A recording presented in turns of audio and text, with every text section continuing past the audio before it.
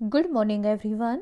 हम कक्षा चौथी की परिवेश अध्ययन की पाठ्य पुस्तक झरोखा से पाठ 15 कहाँ कहाँ से जल कर रहे थे। इसमें हम पेज नंबर 120 पर आए हैं। ये देखिए 120 पेज नंबर पर सबसे पहले दिए गए हैं प्रश्नोत्तर। सोचो और लिखो। यहाँ पर आपको कुछ प्रश्न दिए गए हैं, चलिए उन्हें हल करते हैं। नदी के अतिरिक्त पानी के अन्य स्रोत जानने के लिए दिए गए अधूरे शब्दों को पूरा करो। तो यहाँ पर देखिए कुछ अधूरे शब्द दे रखे थे जिनको मैंने पहले ही पूरे करके लिख दिया है ताकि वीडियो ज़्यादा लंबी ना बने। तो यहाँ पर झ और ना दे रखा था और मैंने लिख दिया र, तो क्या बन गया? झरना। फिर है तालाब, तालाब, कुआं, हैंडपंप, हैंडपंप, ट्यूबवेल, ट्यूबवेल, नहर। क्या है? झरना, तालाब, कुआं, हैंडपंप, ट्यूबवेल, नहर। और उसके बाद फिर है अगला प्रश्न, क्या तुम जल के कोई अन्य स्रोत भी जानते हो? यदि हाँ तो उनके नाम लिखो। अब पूछा गया है जो हमने स्रोत ऊपर पढ़ लिए हैं, झरना, तालाब, कुआं, हैंडपंप, ट्यूबवेल और नहर, इनके अलावा भी क्या तुम अन्य स्रोतों को जानते हो? अगर जानते हो तो उनके नाम लिखो। तो यहाँ पर मैंने लिखा है चश्मा, चश्मा पहनने वाला नहीं, चश्मा पानी का चश्मा होता है, नदी, सागर और बारिश।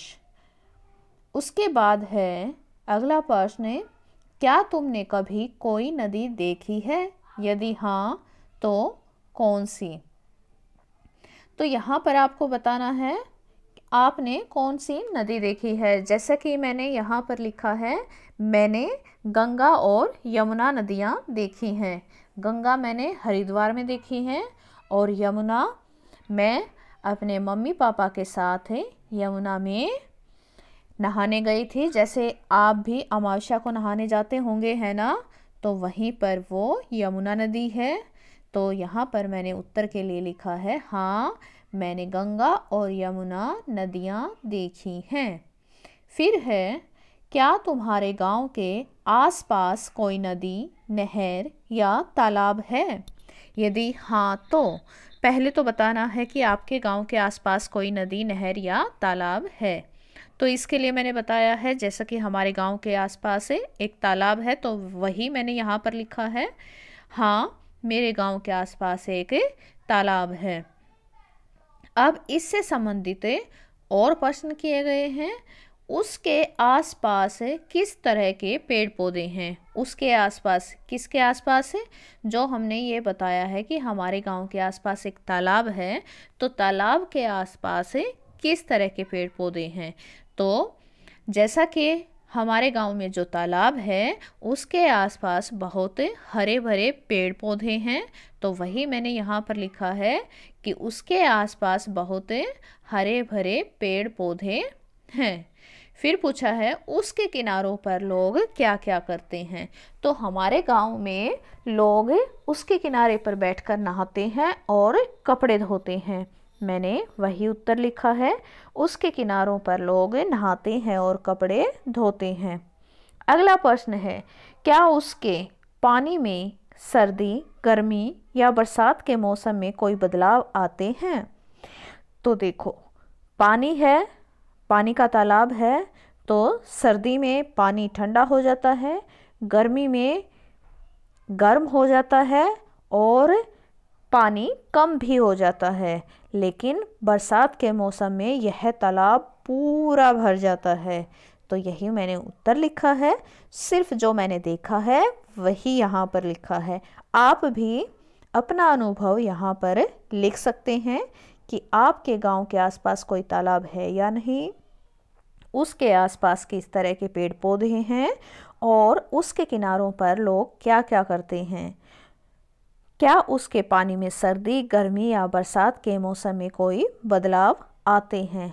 तो यहाँ पर लास्ट वाले प्रश्न में मैंने उत्तर लिखा है हाँ, गर्मी में तालाब का पानी कम हो जाता है और बरसात के मौसम में यह पूरा भर जाता है। अब आगे है, बारिश के बाद गलियों, सड़कों आदि का पानी बहकर कहाँ चला जाता है? तो जब बारिश आती है तो आपने देखा होगा कि गलियों और सड़कों पर जो पानी आता है वो अपने आप किसी भी दिशा में चलने लगता है, जहाँ पर बहाव होता है चलने लगता है, और उसका कुछ पानी धरती सोख लेती है, कुछ पानी नालियों में चलने लगता है, कुछ पानी किसी स्थान पर इकट्ठा हो जाता है, तो कुछ पानी खेतों में चला जाता है। आपने देखा होगा कि सड़कों के किनारे खेत भी होते हैं, तो जहाँ पर सड़कों के किनारे खेत होते हैं उन सड़कों का पानी खेतों में चला जाता है। यही उत्तर लिखेंगे, कुछ पानी धरती सोख लेती है, कुछ पानी नालियों में और खाली स्थानों या खेतों में चला जाता है। आगे है, क्या तुम्हारे इलाके में कभी बाढ़ आई है? यदि हाँ तो कब? हमारे इलाके में कभी भी बाढ़ नहीं आई है, इसलिए मैंने यहाँ पर लिखा है नहीं, हमारे इलाके में बाढ़ नहीं आई है। लेकिन अगर तुम्हारे इलाके में कभी बाढ़ आई है, तुम्हारे गांव में आई है, तो आप यहाँ पर बता सकते हैं कि मेरे गांव में बाढ़ आई है, और आपको साथ में ये भी बताना है कि वो बाढ़ कब आई है। अगला प्रश्न है, बाढ़ आने पर क्या होता है? तो बाढ़ आने पर क्या होता है? सबसे पहले तो बाढ़ आने पर सभी जगह पानी भर जाता है और लोगों का घरों में रहना मुश्किल हो जाता है। सारा सामान पानी से खराब हो जाता है, जिससे बहुत नुकसान होता है। तो आज के लिए हम यही प्रश्नोत्तर करेंगे, काफ़ी सारे हो गए हैं। यही प्रश्नोत्तर आपको कॉपी में लिखने और अच्छे से याद करनी है।